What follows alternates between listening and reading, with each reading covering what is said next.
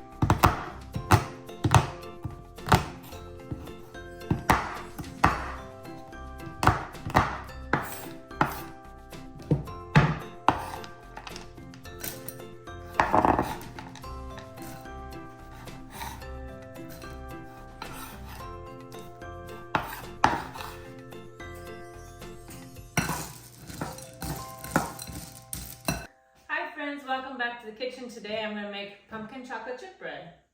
I had leftover pumpkin from a different recipe, so I thought I'm making pumpkin chocolate chip bread. It's usually a fall recipe, anything pumpkin, but I love autumn and I love fall. I guess it's the same. But I love pumpkin, so why wait till just the fall?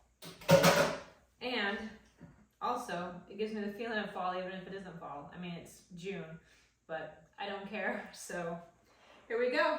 It's going to start with, I had chocolate chips, but the recipe calls for 2 to 3 cups. And you know me, if you watch any of my videos, there's never enough chocolate chips. So I cut up a couple of bars to put in here. So we'll start with the pumpkin. And it takes a 15-ounce can or 1 whole can of pumpkin. I think this one is just shy short, but it'll be all right. So then next we have 2 large eggs.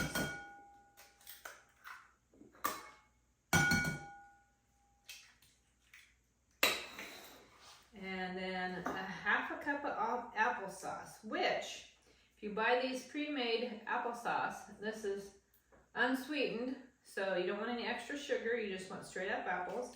This is already the size you need. It's already 1/2 cup. So there you go. Pretty handy. Get those out of my way. It helps me keep track of what I've used and what I haven't used. Then it's also going to call for salt, baking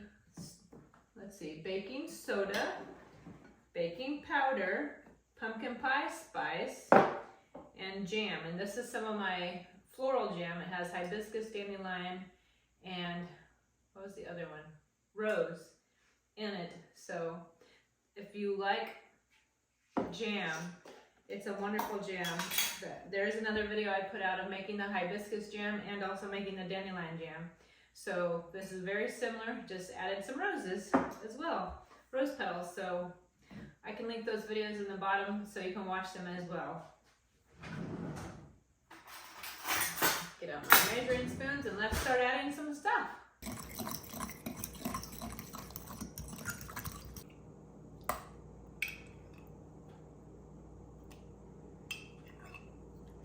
Three tablespoons of jam, teaspoon of salt,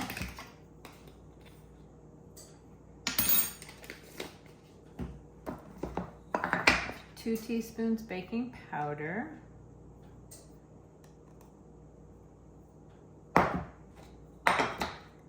2 teaspoons baking soda,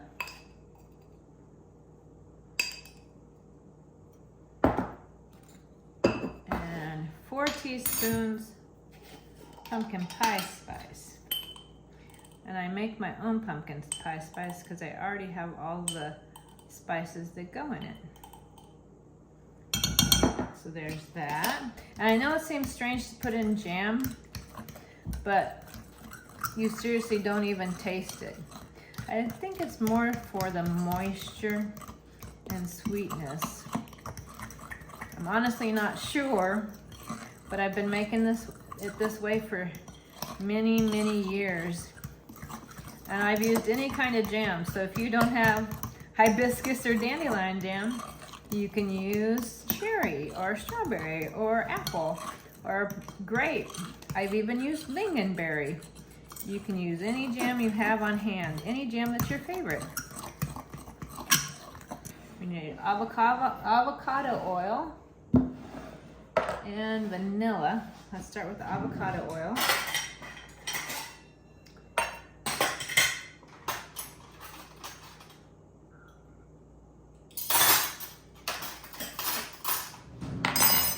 So it's a 1/2 cup of avocado oil. And I'm trying to stay away from seed oils because they're not good for you. And you need a temperature, oil that can stand up to a higher temperature, and avocado is perfect for that for baking. Olive oil is great for cooking, and there are some recipes you can use olive oil in, but when I bake, I predominantly use avocado. And then we need 2 teaspoons of vanilla.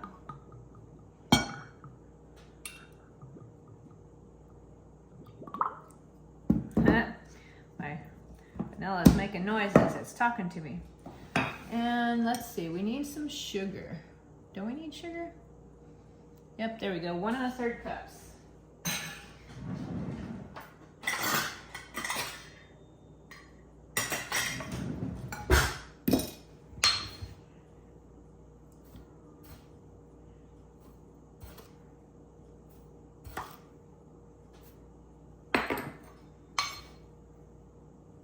There's our 1 1/3 cup of sugar. What's the matter, Lexi? You want outside? Yeah? Alright. It's pretty decent out right now.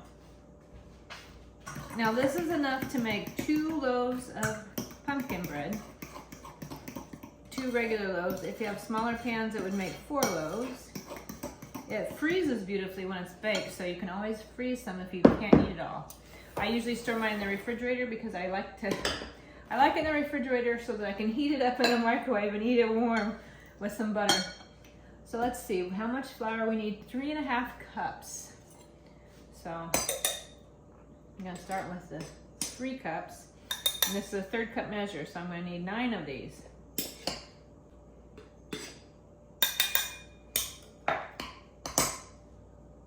And it needs a 1/2 cup measure. So I'm going to save that for a minute because I'll show you a trick. I've been making this pumpkin bread for a number of years. It's a family favorite. My daughters love it. We eat it for a snack, tea time if you will, as a dessert. Like I said, we've had it for breakfast because it's similar to like a pumpkin muffin, but it's bread, and it's wonderful with some butter warmed up in the microwave, just enough to make the butter and the chocolate chips a little melty. It's delicious if you like pumpkin and chocolate together. If you're not a chocolate fan, you can certainly leave out the chocolate and not add any, or you could add nuts too. You could add white chocolate, you could add butterscotch, you could add peanut butter chips. If you wanted to, you could be colorful and add M&Ms. It is entirely up to you. Now, a little tip. So this is the last 1/2 cup that goes in there, but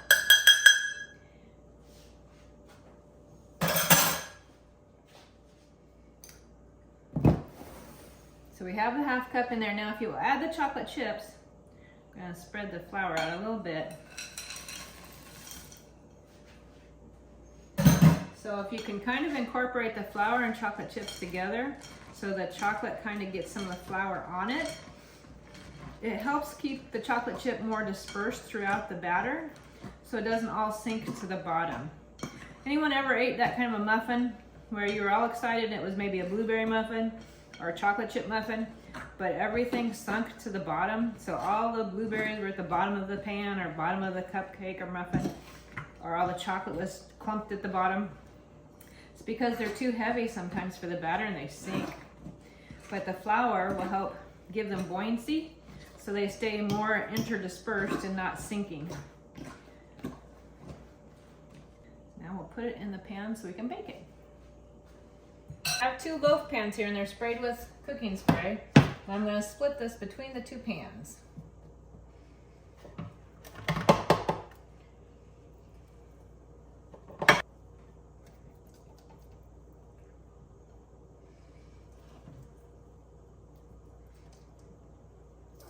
The nice thing about this bread is it's sweet, but it's not overly sweet. I think that's another reason why we like butter on it, because it kind of brings out the sweet. And like I said, it's more like a muffin than say a cupcake or a cake. My Aunt Dina, who was quite honestly my role model and who I wanted to grow up to be like, was an amazing baker and cook. So they're gonna go in the oven for about 50 minutes. But I'm gonna rotate them so they bake even. So I'm gonna put them in for 30 minutes. Oven is set at 350. And they can go. There's the pumpkin bread with wonderful yummy chocolate chips. Can't wait to cut into it later.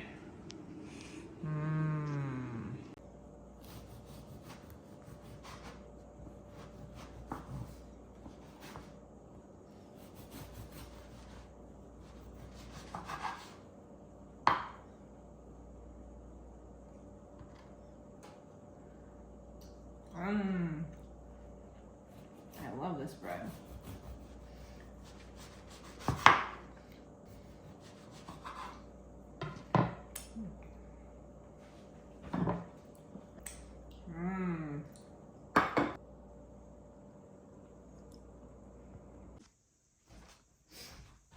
Hey you, scoot. Silly kitty.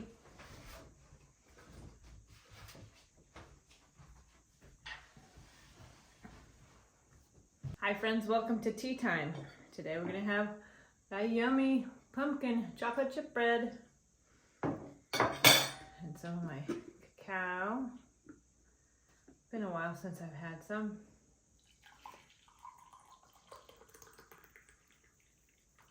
Kind of got out of the habit there. So glad you could join me. I hope you continue to come back. I need to figure out some stories to share with you. One thing, if it wasn't for my Aunt Dina and my best friend, probably wouldn't know how to bake like I do.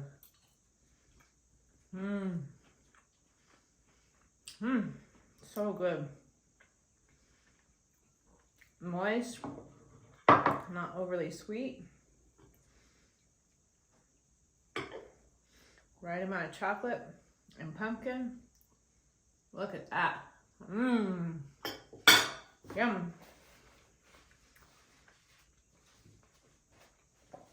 My mom wasn't much of a baker. She wanted to be, but I shouldn't say she didn't try. She did try. And in all fairness, Food Network wasn't around to help her learn tips and tricks and techniques when she's messed up. When she messed up, sometimes I think she thought it was the recipe and not her technique. But cooking and baking takes lots of practice and willing to make a mistake and learn from it. Because I've had plenty of things that have gone wrong with my cakes and my pies and everything, and thought, what did I do? And then read up, okay, it did this, what happened? YouTube has great stuff that, or even Pinterest, that can tell you, like, why did my cake fall? Why did my, when I made bread, why did it tunnel? So, it's a process. And even if you enjoy the process, then it's no big deal. But I can tell you this, I've been plenty of times that I've messed up and failed. And there were some days, I swear, my baking aura, if you wanted, or whatever, was just off. And everything I touched messed up. And I've been baking for 30 some years. and stuff still happens. But the next day is another day to try again.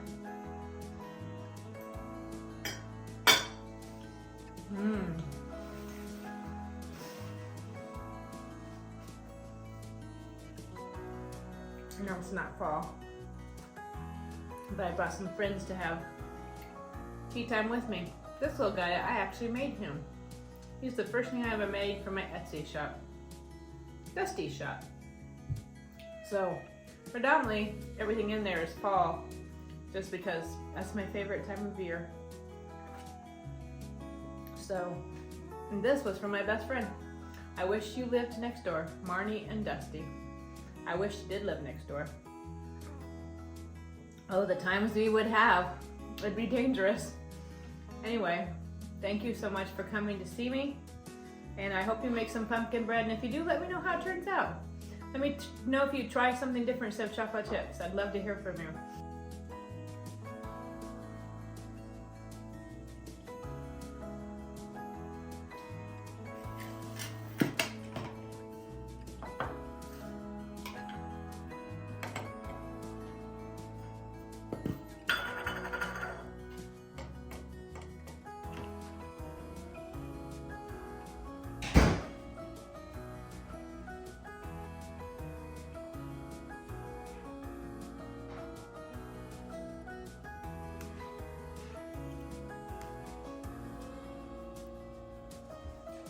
Welcome back to the kitchen. Today is going to be easy dessert.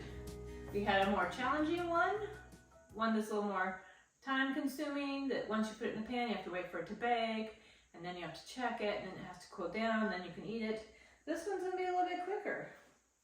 Let's see, let's do some cardinals today. I love cardinals, and our state bird here in North Carolina is the cardinal, and plus it always reminds me of my mama. So, this one doesn't tie, it just kind of loops over. Reminds me of the kind my grandma used to wear. It's funny, my grandma wore aprons every time she was in the kitchen.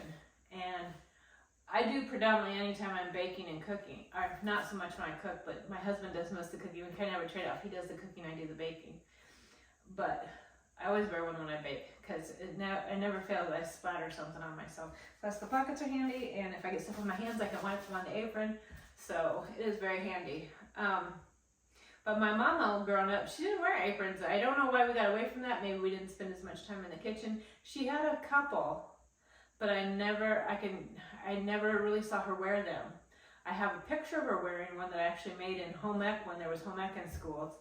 But yeah, she didn't wear aprons very much, which I don't know why, but I will take it old school and back to wearing them. So anyway, let's go make some chocolate peanut butter bars, because they're a snap. It starts with 2.5 tablespoons of butter to make these chocolate peanut butter bars, and then graham crackers. So they need to be crushed. So if you need something to take out your aggressions, this would be fun. Or maybe you have some children that need to get off some energy. Let them compound it. You could put it in a food processor, but that's not as fun. I'd rather beat the dickens out of it. If you don't have a rolling pin, you can also use a meat mallet if you have one of those. Now these are just regular honey graham crackers. You could probably use the cinnamon graham crackers to be fun. Maybe even the chocolate ones, why not? And we need, the recipe says 3/4 of a cup. So probably have more than that, which let's find out. 1/4 cup measure. So there's 1, 2, 3. Yep. Well, I'll just have to store those for later. It probably would be a really easy recipe to double. Like say if you were taking it for a family function, or you just wanted more for yourself. If you have a larger family, or you wanted to eat them a while, or maybe you wanted to make one pan and freeze a pan. I would say this is probably close to double the recipe. And I just crushed up one whole one of these. So if you want to double the recipe, then you would just do the whole package like that. But I'm going to save those for later.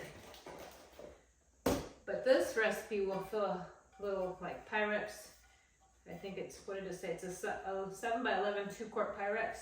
Or, like I said, if you wanted to double it and do a 9 by 13. Okay, don't mind the sound in the background. That's just my bread machine. I'm making some more bread dough so I can make bread.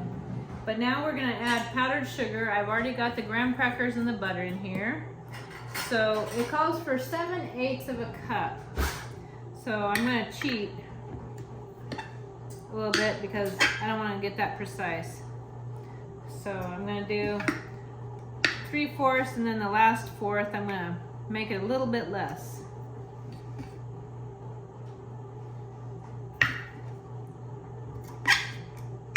There we go.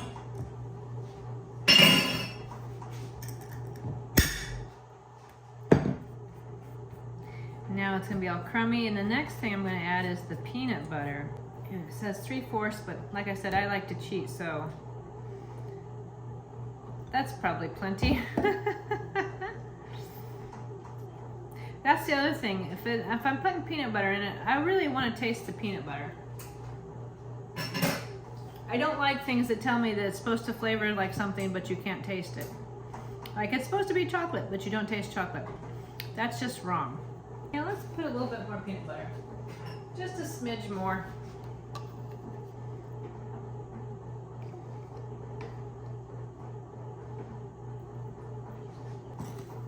And see, that's the thing, when you're making it, if you want to add a little bit more peanut butter, you certainly can.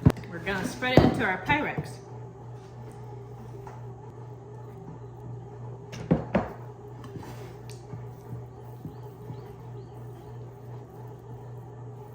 I'm gonna do something the recipe doesn't call for, just because I want to.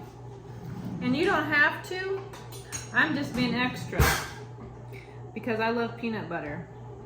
So I'm gonna actually spread a little bit on top. Just another added layer so that it's extra peanutty.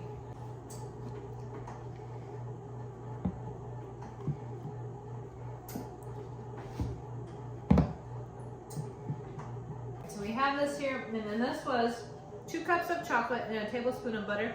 It might be a little bit more than that just because I'm a chocoholic. So if you want to do a little bit less, do a little bit less. And then we're just going to pour it over the top and smooth it out. And then, like I said, it's going to go in the refrigerator for about 30 minutes so it can set up. And during that time, you can go do whatever else you want to do. We're going to go put this in the fridge and we'll try it in a bit. Chocolate. These were in the refrigerator. It said half hour, but mine went a little longer because I was busy. I was doing other things. So now let's try these. Which sounds good. Let's see how well they pop out.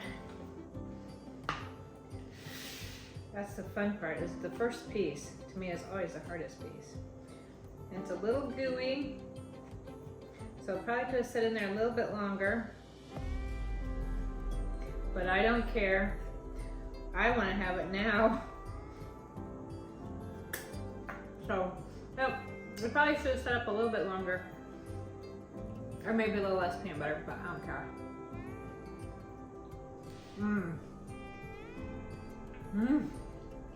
So, if you're a chocolate peanut butter fan, I highly recommend these.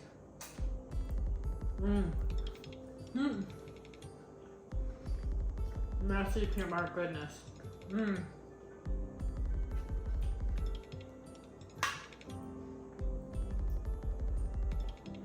I like to use less peanut butter, but I don't care.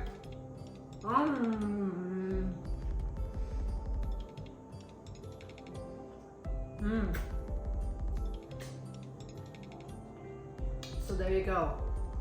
I say you should make some. I really want to have another piece. Oh my gosh. So good. Yum, yum, yum.